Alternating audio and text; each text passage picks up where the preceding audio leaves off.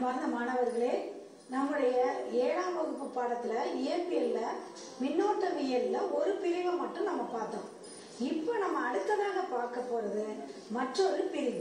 என்னென்ன பிரிவுகள் பார்க்க போறோம்னு பார்ப்போமா? மின்கலன் ஓர் அறிமுகம், மின்கலம் மற்றும் அதன் வகைகள், மின்கலன்களின் பயன்பாடு, மின்சுற்று வகைகள். இது எல்லாமே நம்ம மின்னோட்டவியல் பாடத்துல மிகவும் முக்கியமான பகுதிகள். இந்த பாடப்பகுதிகளை தான் நம்ம இப்ப இந்த காணொலி தொலைக்காட்சி மூலமாக உங்களுக்கு அறிமுகப்படுத்த போறோம். மாணவர்களே, இந்த படத்தை பார்த்தோன்னே உங்களுக்கு என்ன ஞாபகத்துக்கு வருது? நம்ம விளக்கு பயன்படுத்துறது எந்த சமயத்துல பயன்படுத்துவோம்? இரவு நேரங்கள்ல பயன்படுத்துவோம். ஆனா இப்ப தற்காலத்தில் இந்த மாதிரி விளக்குகளை நாம் பயன்படுத்துகிறோமா என்றால் நாம் இப்பொழுது இதை பயன்படுத்துவதில்லை. மின்சாரம் கண்டுபிடிப்பதற்கு முன்னாடி இந்த மாதிரி விளக்குகளை பயன்படுத்திட்டு இருந்தாங்க. ஆனா இப்ப மின்சாரம் இல்லாத சமயங்கள்லயும் சில நேரங்கள் என்ன செஞ்சோம்? இந்த மாதிரி விளக்குகளை பயன்படுத்தி கொண்டிருந்தோம். ஆனா இப்ப நம்ம நவீன உலகமா மாறினதுக்கு அப்புறம் எந்த மாதிரி விளக்குகளை பயன்படுத்திக்கிட்டு இருக்கோம்? சொல்லுங்க பார்ப்போம். இந்த மாதிரி விளக்குகளை நாம் பயன்படுத்துகின்றோம். இந்த விளக்குகளுக்கெல்லாம் நம்ம என்ன பேர் வச்சிருப்போம்? எமர்ஜென்சி லைட்னு சொல்லுவோம் இல்லையா? உடனடியாக நம்ம வீட்டுல மின்சாரம் வேண்டும் அப்படின்னா அதற்கு இந்த மாதிரி விளக்குகளை நாம் பயன்படுத்துகிறோம். அதே மாதிரி மின்சாரம் உற்பத்தி செய்யக்கூடிய ஜெனரேட்டர், காற்றாலை மூலமாகவும் மின்சாரம் உருவாக்குறோம் பார்த்தோம். இப்ப சூரிய ஆற்றல் மூலமாகவும் நம்ம என்ன செய்யறோம்?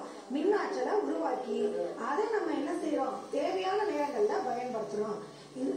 மின் ஆற்றல் அப்படின்றது எளிமையாக பெறக்கூடிய வழிகளை கண்டுபிடித்து அதன் மூலமாக மின்சாதன பொருட்களை பயன்படுத்தி வருகின்றோம். அந்த மின்சாதன பொருட்கள்ல யாரு உயிரோட்டம் கொடுக்கிறார்?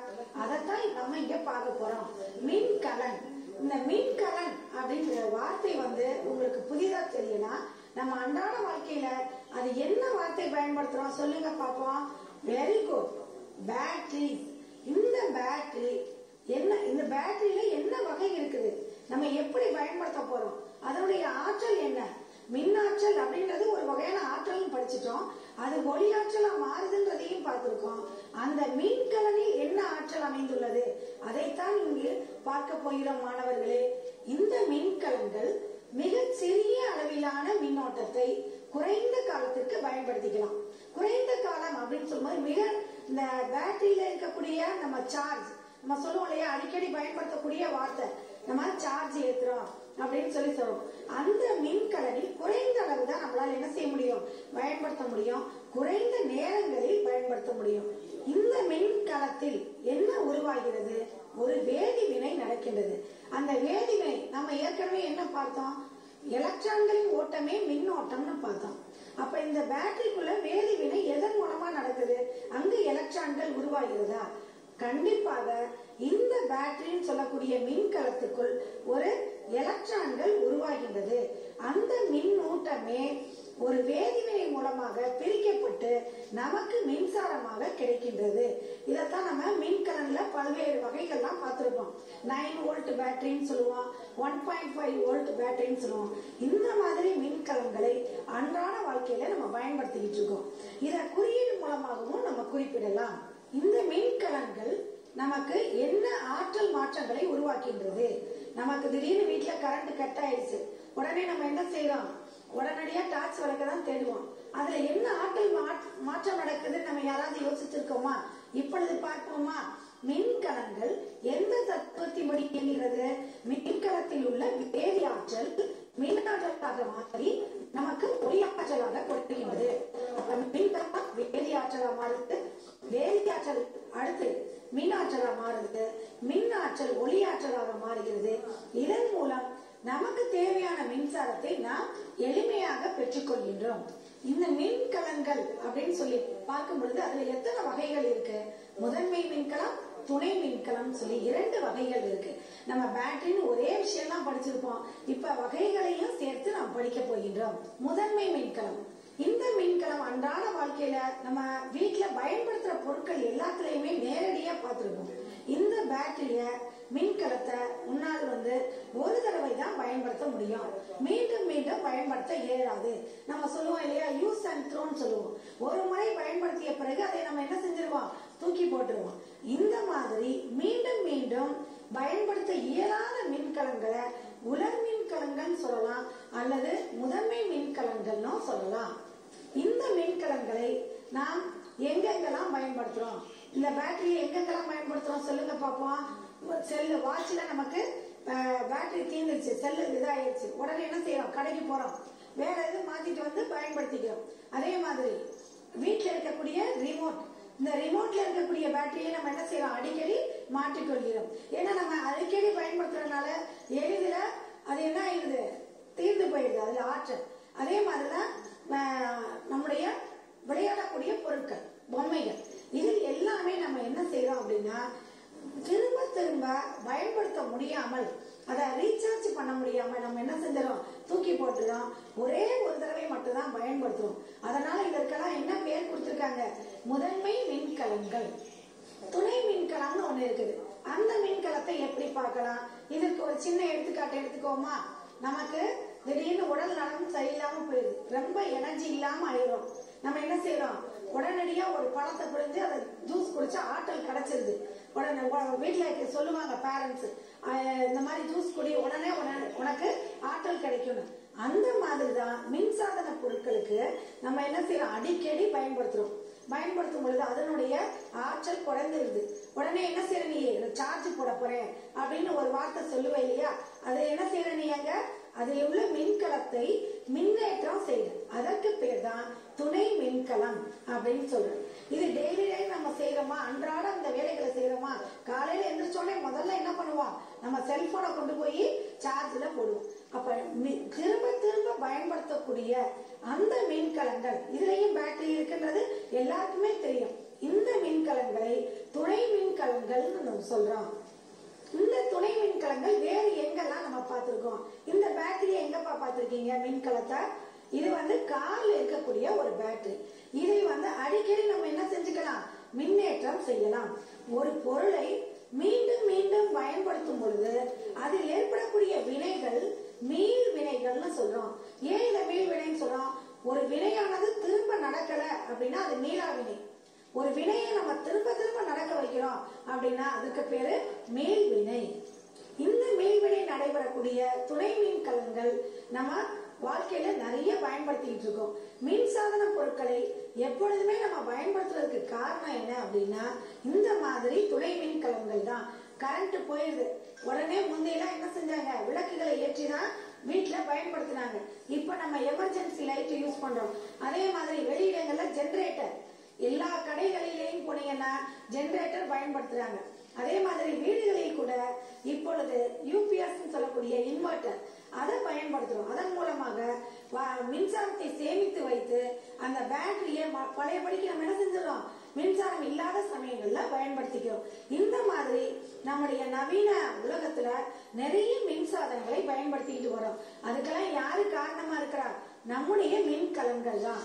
பேட்டரிஸ் தான் முதன்மையான காரணங்கள். இந்த மின்கலங்கள்ல வகைகளே இருக்கு. இப்ப நம்ம கைபேசி எடுத்துக்கிடுவோம். கைபேசின்னு என்னது, மொபைல் போன், கம்ப்யூட்டர், லேப்டாப் இதெல்லாம் பயன்படுத்துறோம். இதையெல்லாம் நம்ம என்ன செய்யறோம், எந்த இடத்துக்குனாலும் கொண்டு போறோம்.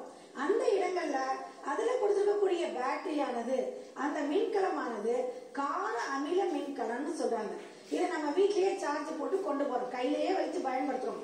அப்ப அதில் உள்ள வினைபுரியும் திறன் அதிகமா இருந்தா நம்மளை பாதிக்கும் இல்லையா. அதனால அதுல இருக்கக்கூடிய பேட்டரிய மிகவும் திறன் குறைவாக உள்ளதை தான் நம்ம பயன்படுத்துறோம். இந்த மின்கலங்களுக்கு இடையே நிறைய வேறுபாடு இருக்கிறது. இப்ப நீங்களே சொல்லுங்க மாணவர்களே, துணை மின்கலம், முதன்மை மின்கலம். முதன்மை மின்கலம்ன்றது என்ன, அது ஒரு மீளா வினை. துணை மின்கலம் சொல்றது மீள் வினை. இதை மீண்டும் மீண்டும் மின்னேற்றம் செய்ய இயலாது. இதை மீண்டும் மீண்டும் நம்ம என்ன செய்யலாம், மின்னேற்றம் செய்யலாம். நம்ம விளையாடக்கூடிய சின்ன சின்ன பொம்மைகள், பொருட்கள் இருக்கு இல்லையா, அதெல்லாம் இந்த மாதிரி பேட்டரி இருக்கிறத நீங்களே பார்த்திருப்பீங்க, பயன்படுத்திருப்பீங்க. அதெல்லாம் நம்ம ஒரு தடவை பயன்படுத்திட்டு என்ன செஞ்சிருவோம், தூக்கி போட்டுருவோம். இதெல்லாம் முதன்மை மின்கலம். அதே நேரத்துல தொலைபேசிகள், கணினிகள், இதை இயக்க நம்ம பயன்படுத்தக்கூடியது என்ன, துணை மின்கலங்கள், திரும்பவும் பயன்படுத்தக்கூடியவை. இதற்கு எடுத்துக்காட்டாகவும் சொல்லலாம். ஆரம்ப காலகட்டங்கள்ல எளிய வோல்டா மற்றும் டேனியல் மின்கலங்களை தான் பயன்படுத்திட்டு இருந்தாங்க. அதைத்தான் நம்ம இப்ப நவீன உலகத்துல அதை மாற்றி பயன்படுத்தி கொண்டிருக்கிறோம். காரிய அமில சேர்மக்கலன் அப்படின்றது எதனுடைய எடுத்துக்காட்டு? துணை மின்கலத்தினுடைய எடுத்துக்காட்டு. இந்த முதன்மை மின்கலத்தை முதல்ல கண்டுபிடிச்சவர் யாரு?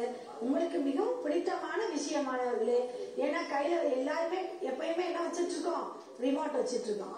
அதே மாதிரி சின்ன சின்ன பொம்மைகள் நம்ம ஆர்வமா வைத்து விளையாடுவோம்.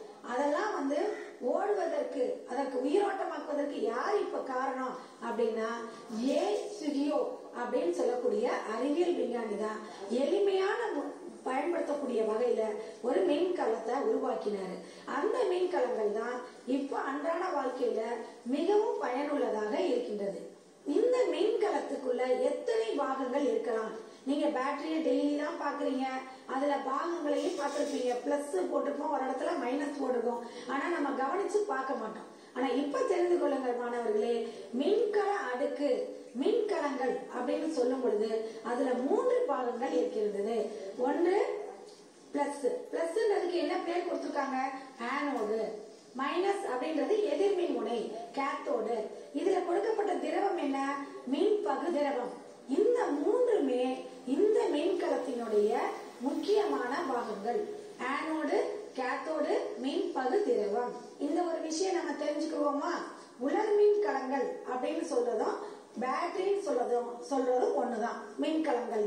இது இயற்கையிலேயே நம்ம என்ன நினைப்போம்? உள்ள எந்த திரவமும் இல்ல, இது உலர் மின்கலன் கொடுத்திருந்தா ட்ரையா இருக்கு நம்ம நினைப்போம். ஆனா அதுல என்ன கொடுக்கப்பட்டிருக்கு அப்படின்னா ஒரு மின் பகுதி திரவம். இந்த திரவம் தான் எலக்ட்ரான்களை பிரித்து நமக்கு மின்னோட்டமாக கொடுக்கின்றது. நம்ம என்ன படிச்சிருக்கோம்? எலக்ட்ரான்களின் ஓட்டமே மின்னோட்டம்.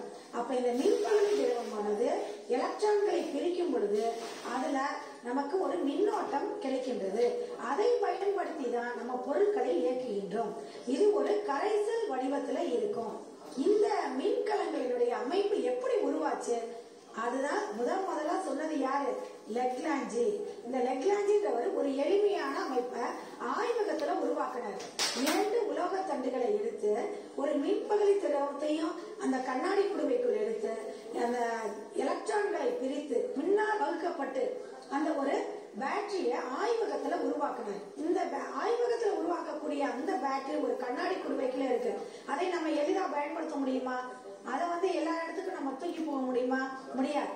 அதனால நம்ம என்ன செஞ்சோம் அப்படின்னா இப்ப உள்ள இந்த பேட்டரி பக்கத்தில் கொடுக்கப்பட்டுள்ள மேங்கனீஸ் டை ஆக்சைடு, மரக்கரி, துத்தநாகத்தண்டு இதை பயன்படுத்தி அந்த எலக்ட்ரான்களை உருவாக்கி மின்னார் பகுப்பு மூலம் அயனிகள் பிரிக்கப்பட்டு ஒரு பேட்டரி உருவாக்கியிருக்காங்க. இதன் மூலமா நம்ம நிறைய எல்லா பொருட்களுமே மின்சார தட்டுப்பாடுன்ற வார்த்தையே வரல. நம்ம என்ன சொல்றோம்? உடனே பேட்டரி எடுத்து எல்லா இடங்களையும் பயன்படுத்த ஆரம்பிச்சிட்டோம். இந்த மின்கலங்களை ஒரே ஒரு பேட்டரியை மட்டும் நம்ம ரிமோட்ல போடுறோமா? என்ன செய்யறோம்? மின்கலங்கள் 4 பேட்டரி எடுத்து போடுறோம். இல்ல 2 பேட்டரி போடுற மாதிரியும் கொடுத்துருக்கலாம். இதனை தொடர் இணைப்புல இந்த மாதிரி இணைச்சோம்னா அதுக்கு பேரு மின்கல அடுக்குகள். இந்த மின்கல அடுக்குகள்ல எப்படி எலக்ட்ரான்கள் ஓடுது பாருங்க. சுற்றி எலக்ட்ரான்கள் எப்படி ஓடுது? பிளஸ்ல இருந்து மைனஸ்க்கு கனெக்ஷன் கொடுத்திருக்கோம். அடுத்து மைனஸ்ல இருந்து பிளஸ்.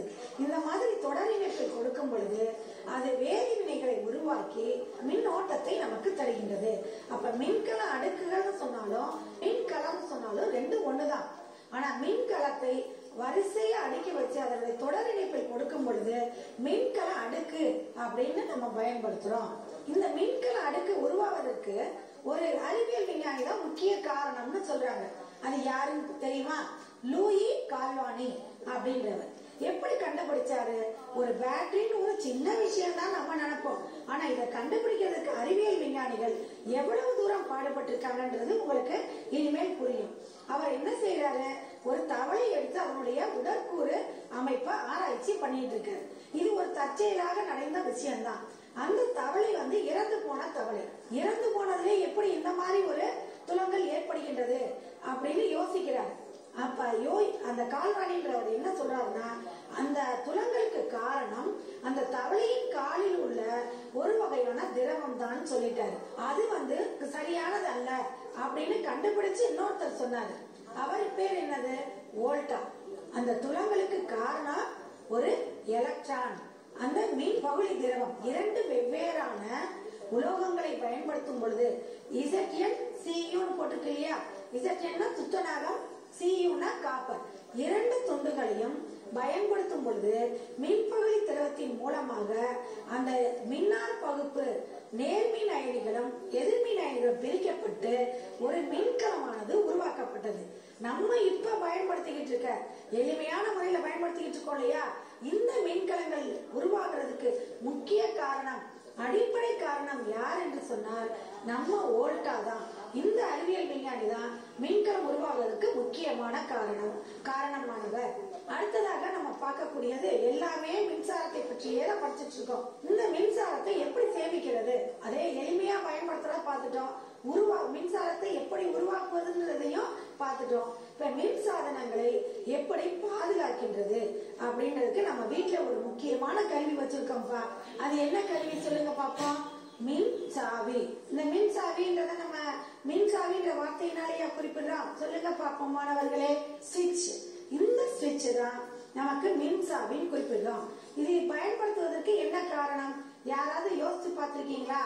இந்த மின் ஓட்டம் அப்படின்னு சொல்லக்கூடியதை கட்டுப்படுத்துவதற்கும் மின் சாதனங்களை எளிமையாக பயன்படுத்துவதற்கும் பாதுகாப்பாக பயன்படுத்துவதற்கும் இந்த மின்சாவி தான் பயன்படுது. இந்த மின்சாவி அப்படின்ற ஒண்ணு இல்ல, ஒரு சுவிட்ச் இல்ல. நம்ம வீட்டுல அதிகமான அளவு மின்சாரம், நேற்று தான் பார்த்தோம் 240 வோல்ட் மின்சாரம் வந்து கொண்டிருக்கிறது. அப்ப எல்லாமே நமக்கு அந்த கரண்ட் சொல்லக்கூடியது லீக்கேஜ் இருந்துகிட்டே இருந்தா நமக்கும் பாதுகாப்பு இல்ல, நம்முடைய சாதனங்களுக்கும் பாதுகாப்பு இல்ல. இப்ப நம்ம ஃபேன் போடுறோம், அதுல மின்னோட்டம் பாயுது. சுவிட்சை பயன்படுத்தும் பொழுது என்ன ஆயிடுது, மின்னோட்டம் தடைபட்டுது. அப்ப நம்முடைய சாதனங்களை, மின் சாதனங்களை பாதுகாப்பதற்கு முக்கிய காரணம் இந்த மின்சாவி தான். இதுல வகைகள் இருக்கிறதா? கண்டிப்பா இருக்குது. நீங்களே பார்த்திருப்பீங்க, நிறைய சுவிட்ச் வகைகளை பார்த்திருப்பீங்க. நம்ம பொம்மைகள்லாம் பாத்தீங்கன்னா அதுல ஒரு சின்ன சுவிட்ச் கொடுக்கப்பட்டிருக்கும், அதுலயும் ஆன் ஆஃப் கொடுத்திருப்பாங்க. அதே மாதிரி ஆய்வகத்துல பயன்படுத்தக்கூடியது மாற்று சாவி, பிளக்கு சாவி, தள்ளு சாவி, ஒளிரும் சாவி அப்படின்னு நிறைய வகைகள் இருக்குது.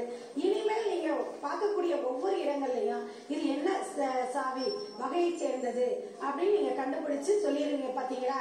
தள்ளு சாவினா ஸ்லைடிங் சாவின்னு சொல்லுவோம் இல்லையா, கீ, ஸ்லைடிங் கீன்னு, அந்த மாதிரி வகைகளை சேர்ந்ததுதான் இந்த மின் சாவிகள். அடுத்ததாக நம்ம மின்கலத்தை பற்றி பார்த்துட்டோம். இந்த மின்கலத்தின் மூலமா மின்சாரத்தை உருவாக்குறதையும் பார்த்துட்டோம். நம்ம வீட்டுல கரண்ட் போயிருச்சு, ஒரு மின் சுற்று, உங்களை எல்லாருக்கும் நன்றாக தெரியும். மின்னோட்டம் அப்படின்றது வந்து நம்ம வீட்டுக்கு வருது. வீட்டுல நமக்கு என்ன செஞ்சிருப்பாங்க, கடத்திகள் மூலமா வீடு முழுவதும் மின் சுற்று அமைப்புகள் கொடுக்கப்பட்டிருக்கு. அது மிகவும் கொஞ்சம் சிக்கலான சுற்று. உங்கள் வயதுக்கு அதை புரிந்து கொள்ள முடியாது. அதனால ஒரு எளிமையான சுற்றை எடுத்து இங்க உங்களை விளக்கி சொல்ல போறேன். இந்த எளிமையான சுற்று இப்ப பாருங்க, இந்த சுற்றுல என்னன்னா தெரியுது உங்களுக்கு, ஒரு பேட்டரி, ஒரு லைட், ஒரு சாவி திறந்து மூடுது இல்லையா? அதற்கு என்ன காரணம், அந்த சுற்றில் மின்சாரம் செல்லும் பொழுது அந்த விளக்கானது ஒளிர்கின்றது. அதே நேரத்துல அந்த சுற்று வந்து சாவி வந்து திறந்த நிலைக்கு போன உடனே மின் விளக்கு ஒளிரவில்லை. இதை எதோட கம்பேர் பண்ணி சொல்லலாம், நம்ம வீட்டோட கம்பேர் பண்ணலாம். ஒரு சாவி எடுத்து நம்ம கதவை திறந்து வீட்டுக்குள்ள போறோம். ஆனா இங்க மூடிய சுற்றால் இருந்தால் மட்டுமே அந்த சுற்றுக்குள் மின்சாரம் போகும். அப்ப நம்ம எளிமையா புரிஞ்சுக்கலாமா மாணவர்களே? ஒரு சாவி வந்து இங்க எதற்கு பயன்படுத்துறோம், மூடிய சுற்றா இருக்கிறதுக்காக தான் பயன்படுத்துறோம். மூடிய சுற்றாக இருந்தால் மட்டுமே மின்சாரமானது அந்த சுற்றுக்குள் செல்லும். இந்த மின் சுற்றுக்களை நாம் எவ்வாறு எளிய வகையில அமைக்கலாம்? நீங்க கம்ப்யூட்டரை வச்சு, நம்ம மொபைல் போன்ல எல்லாம் நிறைய விளையாட்டுகள் விளையாடுறீங்க. இதுவும் ஒரு கம்ப்யூட்டர்ல போட்ட ஒரு மின் சுற்று தான். ஒரு பேட்டரின்னு ஒரு வடிவத்தை எடுத்திருக்கோம், ஆன் சுவிட்ச் எடுத்திருக்கோம், ஆஃப் ஒரு சுவிட்ச் எடுத்திருக்கோம். உங்களுக்கே தெரியும். இப்ப சுவிட்ச் சொன்னோடனே அதை எதை குறிப்பிடுகிறது, மின் சாவியை குறிப்பிடுகிறது. இந்த மின் சாவியை நாம திறக்க வேண்டுமா, மூடிய நிலையில் இருக்க வேண்டுமா? திறந்த நிலையில் இருந்தாதான் அது என்ன ஆகாது, மின்சாரம் உள்ள போகாது. அப்ப மூடிய சுற்று அப்படின்னு சொல்லும் பொழுது அதன் உள்ள எலக்ட்ரான்கள் செல்கின்றது. இந்த எலக்ட்ரான்கள் செல்லும் பொழுது அவற்றுள் மின்சாரம் பாய்கிறது, மின் விளக்கானது ஒளிர்கின்றது. இதை ஒரு எளிய சுற்றுன்னு சொல்லலாம். இதை நீங்க போட்டு பார்க்கிறீங்களா மாணவர்களே? அடுத்ததாக இந்த சுற்றை நாம் குறியீடுகளை பயன்படுத்தி எளிய சுற்றுக்களை உருவாக்கலாம். அதுல என்னென்ன குறியீடுகள் குறிப்பிடப்பட்டிருக்கு? இப்போ மின்கலன் அப்படின்னு சொன்ன உடனே அது ஒரு பேட்டரி தான் அப்படின்றதுதான் நமக்கு தெரியும். அதை குறியீடுகள் மூலமாக எவ்வாறு பயன்படுத்தலாம்? அந்த ஒரு பெரிய கோடு ஒரு சின்ன கோடு போட்டுக்கோம் இல்லையா? எப்பொழுதுமே பெரிய கோடு பிளஸ் நேர்மின் முனை, சின்ன கோடு மைனஸ் எதிர்மின் முனையை குறிக்கின்றது. இது ஒரு ஆற்றல் மூலம், இது ஒரு மின் ஆற்றலை கொடுக்கக்கூடிய ஆற்றல் மூலம். இதுல 2 முனைகள் இருக்கு. இவ்வளவுதான் மின்கலம் அப்படின்னு சொல்லக்கூடிய. அடுத்ததாக மின் கடத்து சாவி. மின் கடத்து சாவின்றது எதற்காக பயன்படுத்துறோம்னு சொன்னேன்? மின் சாதனங்களை இணைக்கக்கூடியது. சுவிட்சை போட்ட உடனே தான் கரண்ட் வருது, கரண்ட் வந்த உடனே தான் நம்ம ஃபேன் லைட் எல்லாம் ஓடுது. இப்படி வார்த்தைகள் நம்ம பயன்படுத்தி இருப்போம்.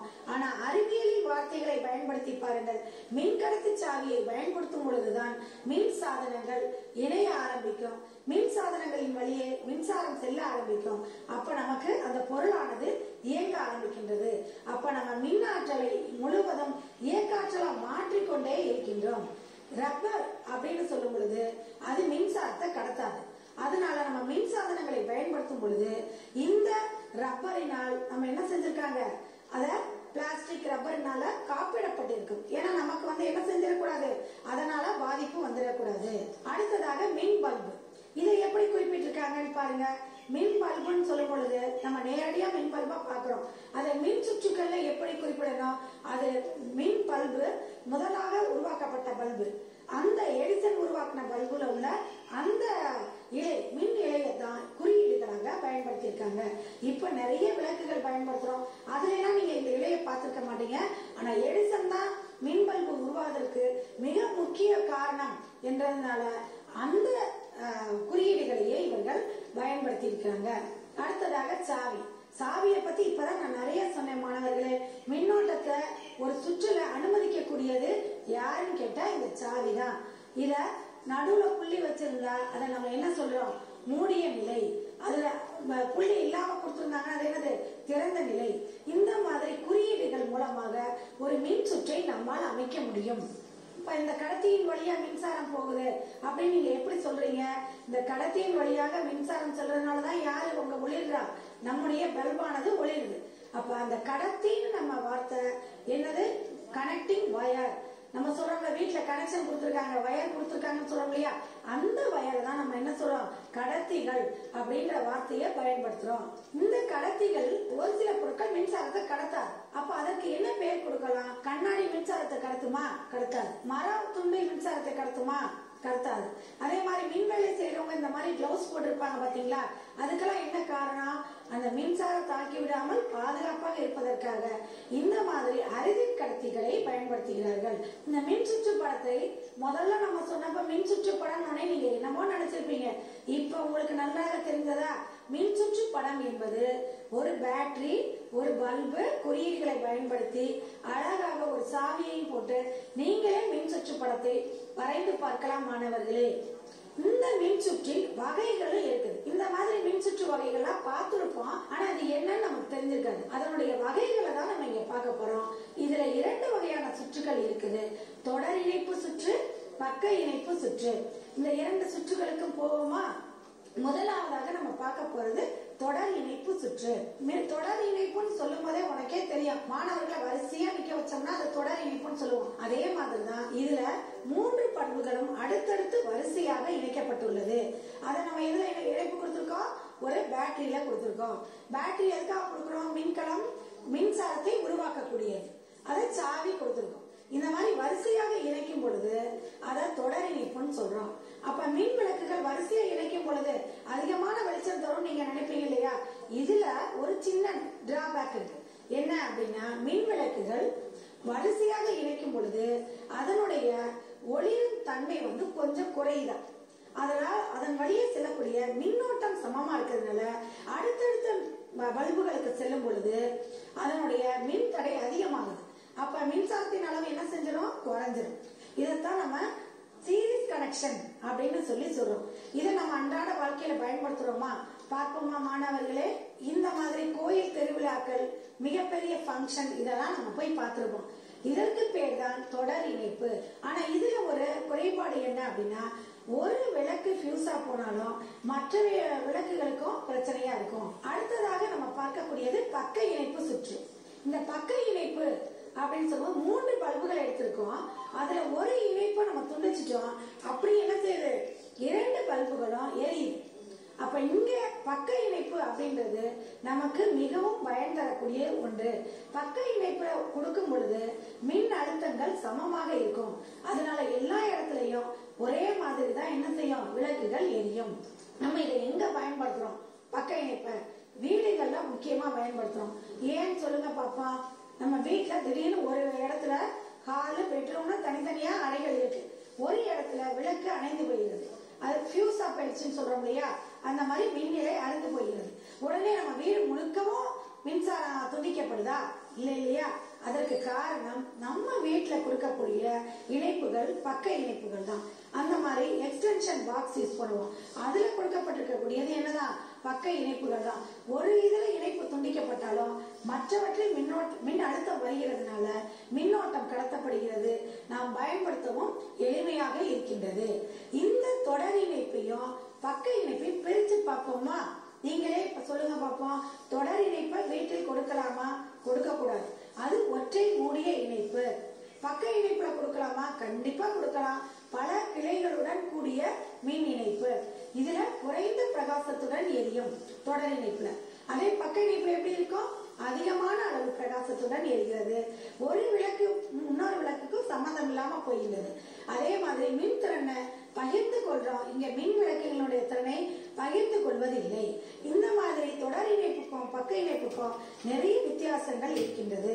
இப்பொழுது சில கேள்விகள் மட்டும் உங்கள்கிட்ட கேட்கலாம்னு நினைக்கிறேன். சொல்றீங்களா? அலுமினியம் ஒரு மின் கடத்து கம்பி உருவாக்க பயன்படுகிறது. காரணம் குறைந்த மின் தடையை கொண்டுள்ளது. அறிவியல் புத்தகத்துல நிறைய வினாக்கள் இந்த மாதிரி கொடுக்கறத பார்த்திருப்பீங்க. எனக்கெல்லாம் மிகவும் பிடித்தமான கொஸ்டின் இதுதான். கூற்றும் காரணமும் சரியா என சொல்லு. அலுமினியம் மின் கடத்து கம்பிகள் உருவாக்க பயன்படுகின்றது. மின் கடத்துவதற்கு அலுமினிய கம்பிகளை பயன்படுத்துறோம். நீ கேட்கலாம், காப்பர் தானே பயன்படுத்துறோம் அப்படின்னு நீ கேட்கலாம். ஆனா அலுமினிய கம்பிகள் பெரிய பெரிய டவர்ல எல்லாம் என்ன செய்யறாங்க? மின்சாரத்தை அனுப்புவதற்கு பயன்படுத்துறாங்க. ஏன் இந்த கம்பியை பயன்படுத்துறோம்? குறைந்த மின்தடை இருக்கிறதுனால பயன்படுத்துறோம். குறைந்த மின்தடை இருப்பதனால பயன்படுத்துறோன்ற காரணம் நம்முடைய கூற்றுக்கு சரியாக இருப்பதால் கூற்றும் காரணமும் சரி என்று சொல்லலாம். இந்த மாதிரி நிறைய பொருட்கள் அன்றாட வாழ்க்கையில நம்ம பயன்படுத்தக்கூடிய பொருட்களை வைத்து ஒரு எளிய மின் சுற்றை உன்னால கண்டிப்பா அமைக்க முடியும். மாணவர்களே, நீயே உருவாக்கி நம்ம அடுத்த வகுப்புக்கு வரும் பொழுது நீங்க வெளிப்படுத்துறீங்க. மிக்க நன்றி மாணவர்களே.